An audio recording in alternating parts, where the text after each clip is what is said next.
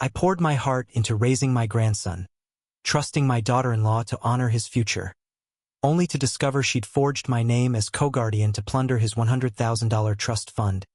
Thinking I was too old to notice, she and my son planned to drain his inheritance for their lavish dreams, but I'd hire a lawyer, expose their fraud, and take custody, where we share gripping tales of betrayal and triumph that will capture your soul. If you're new here, hit that subscribe button and ring the bell to join our community and never miss a story like mine.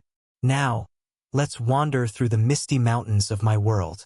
At 67, I was a retired librarian living in a cozy mountain cottage in Asheville, North Carolina, where autumn leaves painted the hills and the air carried the crisp scent of pine. My home, with its creaky floors and shelves brimming with books, was my sanctuary, filled with memories of my late husband, Henry, and our son, Michael. As a librarian for 30 years, I'd cataloged stories and guided readers with care, but now my days revolved around my grandson, Ethan, a bright 7-year-old whose laughter lit my life. Ethan's mother, Lily, had died in a car accident 4 years ago, leaving him a $100,000 trust fund for his education and future. I saw it as my duty to protect that legacy. But her warmth faded into demands.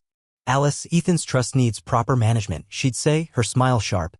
"We're his parents, let us handle it." I nodded, trusting Michael's love, though Karen's insistence on guardianship papers left me uneasy. I adored Ethan, picking him up from school, helping with homework, and tucking him in when he stayed over. His trust fund, managed by a bank, required my approval as Lily's executor, a role I took seriously. Karen and Michael lived in a modern loft in Asheville, their lifestyle flashy, new cars, vacations. "You should move closer to us, simplify things." Her words stung, but I brushed them off, chalking it up to her ambition. Michael's business was solid, wasn't it? Why would they need my home or Ethan's trust? The first hint of trouble came a week ago as I sorted papers at my oak desk, a habit from my librarian days of organizing archives. A bank notice caught my eye, tucked under a stack, Ethan's trust fund, showing a $10,000 withdrawal I hadn't approved. My heart raced like it did when I'd found a rare book misplaced. I logged into the trust's online portal, my fingers trembling, and found another $5,000 gone, labeled guardianship expenses. I hadn't authorized these, my role was to protect Ethan's future. 000 missing from Ethan's trust. "Did you withdraw it for something?" He paused, too long, his voice tight. "Mom, it's probably a bank error. Karen's handling some paperwork. I'll check." His tone was off, like a patron dodging a late fee. When I pressed, he added, "You're getting forgetful, Mom. Maybe you signed something?" Forgetful? I'd misplaced a bookmark once. I visited Karen's boutique website, her posts a parade of luxury, new inventory, a mountain resort trip, a caption about securing our future. My $15,000 couldn't fund that, could it? But the timing of her posts matched the withdrawals. I thought of Henry, his quiet pride in Michael's kindness, his faith in our family. Had I missed a flaw in our son? Or was Karen the mastermind? I wanted to confront them, to demand answers, but my librarian's instinct held me back. I'd solved mysteries by researching, not accusing, and I'd do the same now. The bank notice was a clue, but his trust fund was his future, and I'd guard it. Later, I found a document in my mail, overlooked Ethan's guardianship agreement, listing me as co-guardian alongside Karen and Michael. I froze. I'd never signed this, my signature a clumsy forgery. My pulse pounded, the truth dawning. Someone was stealing Ethan's money, and my name was their key. Karen thought I was a trusting old woman. I'd find answers, maybe a friend's advice, maybe a bank visit. As Asheville's mountain stars glowed above, I vowed, "You've taken enough, Karen. This grandmother's awake now." The Asheville morning draped my mountain cottage in a misty glow, the autumn leaves whispering secrets I was only beginning to unravel. And Karen's social media flaunting luxury purchases had cracked the trust I'd placed in my son Michael and his wife. I'd spent decades as a librarian, cataloging stories and guiding readers. The pine-scented breeze drifting through my windows, I vowed to uncover the fraud, no matter how deeply it shattered my family. My days were anchored by Ethan, reading him stories. But Ethan's school fees were modest, and I'd approved nothing. Michael, as Ethan's father, had access, but the forged guardianship document suggested Karen's hand. I thought of her boutique's new storefront, her Instagram posts of a mountain spa retreat, a leather jacket, all timed with my losses. My grandson's future meant for college and dreams. A retired paralegal and my friend from the Asheville library was my first choice. Susan had drafted legal memos with a hawk's eye and we'd bonded over mystery novels. I invited her to my cottage. My hands steady as I showed her the guardianship document and bank statements. "Susan," I said, my voice low, $30,000 is gone from Ethan's trust, and this lists me as co-guardian. I never signed it. Karen's boutique is booming, and Michael's dodging me. Susan's eyes narrowed, scanning the papers. "Alice, this signature's a forgery, too angular, not your script. The withdrawals went to an account linked to Karen's boutique. This is fraud, and Michael's either in on it or spineless. You need to check their emails, their plans." Her words stung, but they ignited resolve. I'd organized libraries through chaos. Now I'd organize my grandson's safety. Susan's advice spurred me to action. One afternoon, while picking Ethan up from school, I overheard Karen on her phone outside, her voice sharp. "The trust's got plenty. Michael's too soft to stop me," she said. "We'll clear the boutique's loans, then more." My heart sank. Her words a dagger. I tucked Ethan into my car, pretending calm, but my phone recorded her call, my librarian's instinct to document kicking in. Later, I checked Karen's boutique website. Finding a new post, a renovated showroom captioned "Big Things Ahead." The date matched my $10,000 withdrawal. I saved the post, my hands trembling, evidence piling like books on a shelf. Nearby, avoided my gaze, muttering, "Yeah, Mom, it's fine." His silence cut deeper than Karen's lie. I nodded, my heart heavy, but Ethan's teacher, Ms. Larson, caught my arm. "You okay, Alice?" The withdrawals went to Karen's boutique account, $30,000, funneled as business investments. Her shop's $50,000 in debt, and Michael's business is tanking $70,000 in loans. They're desperate, Alice. Desperate? Michael's contracting firm had seemed steady, but Karen's influence explained his silence.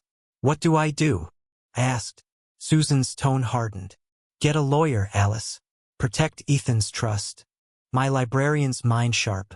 At the library, I accessed Michael's old laptop, left at my cottage after a visit, and found emails between him and Karen. "The trust's our way out. Just get Mom to sign more," Karen wrote. Michael replied, "She's asking questions." My breath caught, their intent clear. I saved the emails, my heart breaking. The next day, I found a bank receipt in Karen's purse left at my cottage during a rushed visit, a $15,000 down payment for a luxury SUV dated after my $10,000 withdrawal. The evidence was damning. A story I wished wasn't true. Karen's boldness grew at a family coffee meetup hosted at her boutique. She handed me more guardianship forms, her voice syrupy. "Alice, these update Ethan's trust, it's routine. Sign them for his sake." Michael nodded, his eyes downcast. I clutched the papers, my phone recording in my pocket, and smiled weakly. "I'll review them," I said, playing the trusting grandmother. Karen's relief was palpable, but Susan, who joined us, gave me a knowing glance. Later, she whispered, "Those forms give her full control, don't sign." Susan slipped me a note. "Karen's boutique's a front, laundering trust money." My stomach churned, but I kept my routine. Reading to Ethan, organizing my books, smiling at their calls. I thought of Henry, his pride in Michael's honesty, his love for Ethan. "I'm sorry, Henry," I whispered, alone in my cottage. The pain was raw, but it fueled me. Or we're sunk. My heart stopped, but my determination soared. Karen thought I was a naive old woman, Michael too weak to resist, but they didn't know Alice Harper.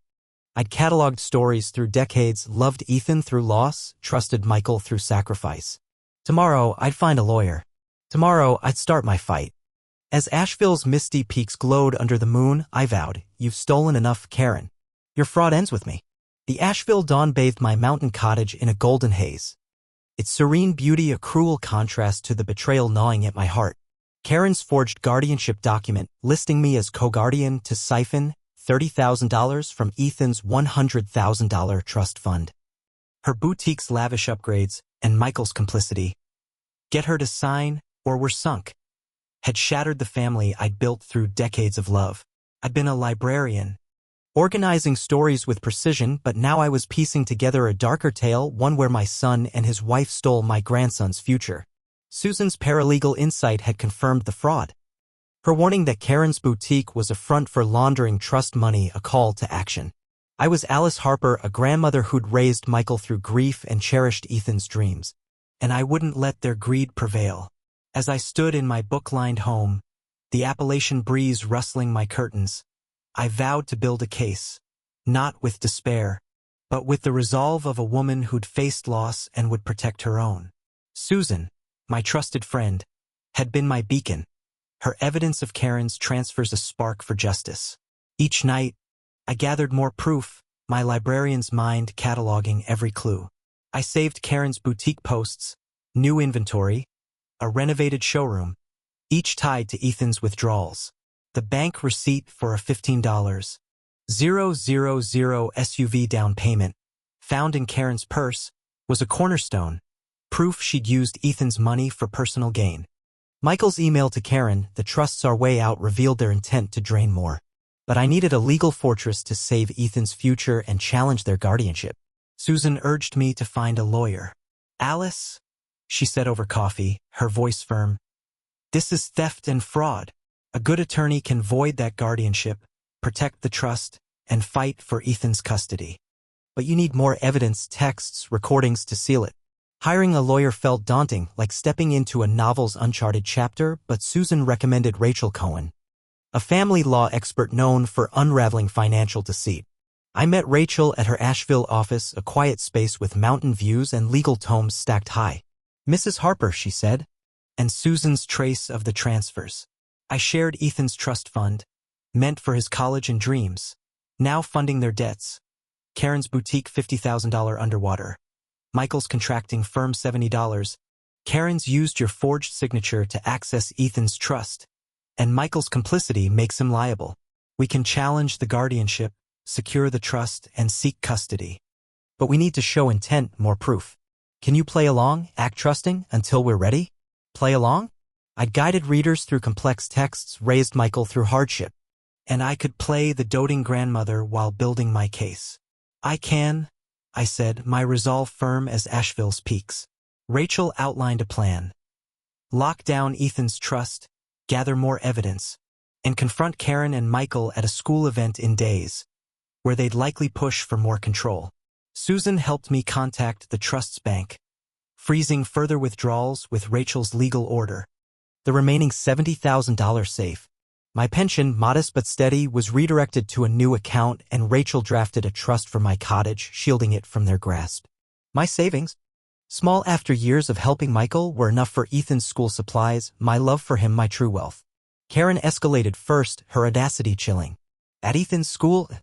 My heart raced, but I clutched my phone, recording in my coat pocket. "I'll look them over," I said, my voice soft, eyes wide like a confused retiree. Karen's smile was predatory. "Don't wait. Alice, it's for Ethan." Michael mumbled, "Yeah, Mom, it's important." Their confidence was my leverage, proof of coercion, captured. Ms. Larson, Ethan's teacher, watched from afar. Her concern a quiet ally. I retreated to my cottage, the mountains looming, my pain a silent fuel. Susan dug deeper, her contacts revealing Karen's boutique was a shell. $50,000 in loans. Its renovations a cover for laundering Ethan's money. Michael's business is worse, Susan said. Failed contracts, $70,000 in debt, he's desperate, and Karen's calling the shots. Karen's trips, she said. But we can recover some if we void the guardianship fast. Your trust protects your cottage, and we'll file for custody, citing fraud. Keep recording, catch their push. Custody? The idea of raising Ethan full-time thrilled and terrified me. But his safety was my duty. I adjusted my routine, reading to Ethan, organizing my books, smiling at Karen's calls, but my phone stayed ready. At the library, I found a text Karen sent Michael, left open on his laptop. Her signature's all we need, trust's ours. My breath caught. Another piece of evidence. The family dinner hosted at my cottage was my stage. Karen and Michael were charming. Ethan's laughter a fleeting joy. Karen pulled me aside, her voice urgent. Alice, sign those updates. It's for Ethan's education. Michael nodded, his eyes hollow. I smiled, my phone recording, my voice frail. I'll think about it. Their relief was my signal, they thought me beaten. Susan, invited as a friend, gave me a nod, her paralegals a lifeline. That night, Rachel finalized the guardianship challenge, set for court in days, and a suit for restitution. Though recovery was slim, Susan's final twist stunned me. Karen's done this before, she said. A prior client accused her of fraud dropped for lack of proof. She's a pro, Alice. The revelation sharpened my plan. Karen wasn't just greedy. She was calculated. I prepared for the school event, where Karen expected my signature. I'd let them think I'd comply. I held Henry's librarian pin, his voice in my heart, find the truth, Alice. Karen thought she'd outsmarted a retiree, Michael her pawn, but they didn't know Alice Harper. I'd cataloged stories through decades. Loved Ethan through loss. Trusted Michael through sacrifice. Tomorrow I'd sign Rachel's filings. Tomorrow I'd fight for Ethan. As Asheville's Peak stood sentinel, I promised, you've taken enough, Karen. Your fraud ends now. The Asheville courthouse stood resolute under a crisp autumn sky. And Michael's complicity, her signatures all we need, had torn apart the family I'd nurtured. With Susan's paralegal insight, Rachel's legal strategy, and my librarian's evidence, bank records, emails, recordings, I'd frozen the trust's remaining $70,000, shielded my cottage in a trust, and prepared to challenge their guardianship in court today. Karen expected me to sign more papers at Ethan's school event, but I'd chosen this legal arena to expose their fraud and fight for Ethan's custody. I was Alice Harper, a retired librarian who'd cataloged stories through decades, and now I'd write justice for my grandson. As I entered the courthouse, my folder of evidence heavy in my hands, I wasn't just confronting my son and his wife, I was reclaiming Ethan's future. The past week had been a whirlwind of preparation. Rachel had finalized the guardianship challenge, now admissible to show her pattern. My evidence was airtight. Bank statements tracing $30,000 to Karen's boutique, the forged guardianship document, her SUV receipt, Michael's emails plotting to drain the trust, and recordings of their coercion. The trust's freeze, enacted days ago, had halted their spending. And Rachel's suit for restitution aimed to recover what was left, though much was gone. You've got them, Alice, Rachel said, her voice steady. This courtroom's your stage, show the judge their greed and your love for Ethan. The courtroom buzzed with quiet tension, its wooden benches filled with family, Michael's brother, Tom, and his wife, Lisa, unaware of the fraud but sensing strain. Ethan, at school, was spared this battle, his drawings my strength. Karen arrived. Her designer coat a stark contrast to her nervous eyes. A stern woman with a reputation for fairness called the case. Mrs. Harper challenges the guardianship of Ethan Harper, she said. Present your evidence. I took the stand, my hands steady, and faced the room. Your Honor, I began, my voice clear. I'm here to protect my grandson, Ethan, whose $100,000 trust fund, left by his late mother, has been stolen by Karen and Michael Harper. They forged my signature as co-guardian to access his money, and I have proof. I opened my folder, presenting the forged document, its signature a clumsy fake. I showed bank records, $30. Michael, you let her, despite knowing Ethan's trust was for his education. You lied, called me forgetful, planned to drain it all. I held up the SUV receipt, the $15,000 down payment, a glaring theft. And Rachel's filing, voiding the guardianship. I've frozen the trust, and I'm seeking custody to keep Ethan safe. You betrayed him, and I'm done letting you harm his future. Karen lunged for the folder, her voice shrill. Alice, this is a misunderstanding. We were investing for Ethan. But Rachel stepped forward, her voice cutting. As Mrs. Harper's counsel, I present bank traces $30,000 to Karen's boutique, then personal accounts. Her shop's a front, laundering trust funds, and Michael's firm is $70,000 in debt. Susan, in the gallery, nodded. Karen has a prior fraud accusation, dropped but relevant, she said, presenting records. This isn't her first scheme. Judge Ellis's brow furrowed, her pen pausing. Michael broke, his voice cracking. Mom, I'm sorry. Karen pushed me. I didn't mean to hurt Ethan. His plea was the boy I'd raised. But the man before me was a stranger. Your sorry doesn't return Ethan's money, I said. My voice steady. You broke us, Michael. Tom stood, his voice low. "We're done here, Michael," he said, leaving with Lisa, their footsteps echoing. Karen's absence loomed. She'd slipped out. Her cowardice clear. Judge Ellis ruled swiftly. "The guardianship is voided due to fraud," she said. "Mrs. Harper is granted temporary custody of Ethan. Pending review. The trust is secured, and restitution is ordered." The gavel fell, a thunderclap of justice. Rachel squeezed my hand, her voice soft.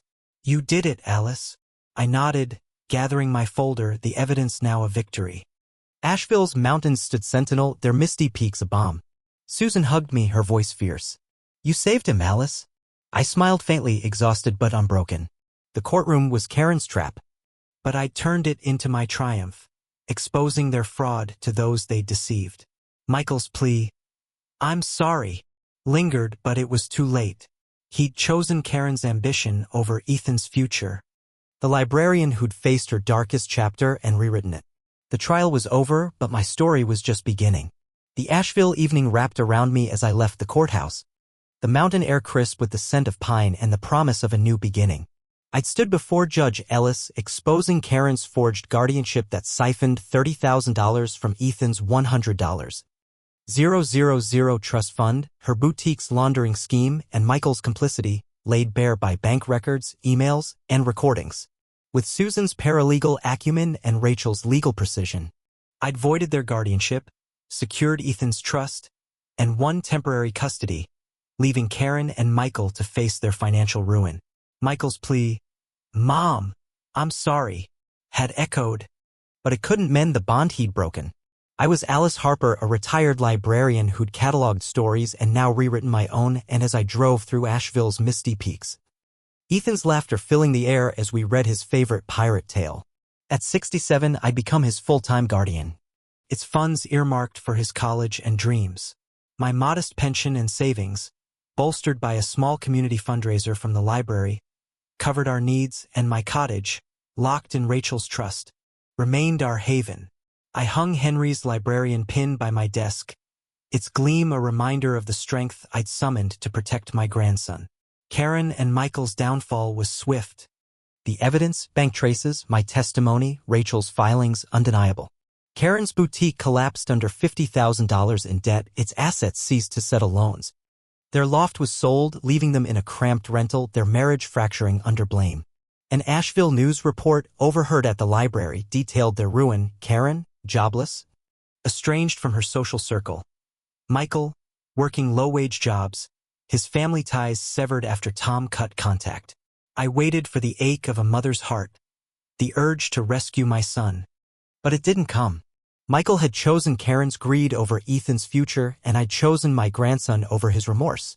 Ethan thrived in my care, his school days a joy. She wrote, and I called her, grateful for her support. Tom reached out, his apology heartfelt. "I should have seen Michael's lies," he said, his voice thick. I forgave him. Knowing love could blind anyone, I'd been blinded too. My new family wasn't born of blood but forged in loyalty, stronger than Karen's schemes. I found peace in routine, organizing my books, baking with Ethan, and tending my garden, its autumn blooms a symbol of renewal. I visited Henry's grave, a quiet spot in the hills, its leaves rustling softly. "I saved Ethan, Henry," I whispered. A letter arrived from Michael, his handwriting shaky. "Mom, I'm sorry," he wrote. Karen led, but I followed. "Can I see Ethan?" I read it twice, my heart torn between the boy I'd raised and the man who'd betrayed us. I replied, brief but firm, "Michael, I forgive you, but Ethan's safety comes first. Earn his trust back with time." I mailed it, my hands steady, boundaries set like a library's clear shelves.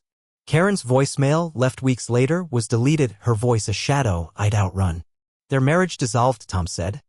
"Your resources, your loved ones, they're yours to shield, even from those closest to you. If someone's exploiting your devotion, let my courtroom stand be your guide. Gather proof, seek justice, and prioritize those who can't protect themselves. Your heart is your own to defend. Don't let love blind you to its worth." If this story moved you, join us at Breed for more tales of resilience and redemption. We share stories that matter every day, and we'd love you in our community. Hit that subscribe button, ring the bell, and let's keep these voices alive. Thank you for listening, and now let me leave you with this. As I stood at Ethan's school play, watching him shine as a knight, I thought of Michael one last time. We endure. The audience clapped, thinking it was for the play, and I smiled, knowing it was for us. The librarian who'd faced betrayal, the grandmother who'd won justice. The woman who'd learned to stand tall, she was here, whole and free. As Asheville's mountain sun sank, casting amber over the hills, I knew we were home.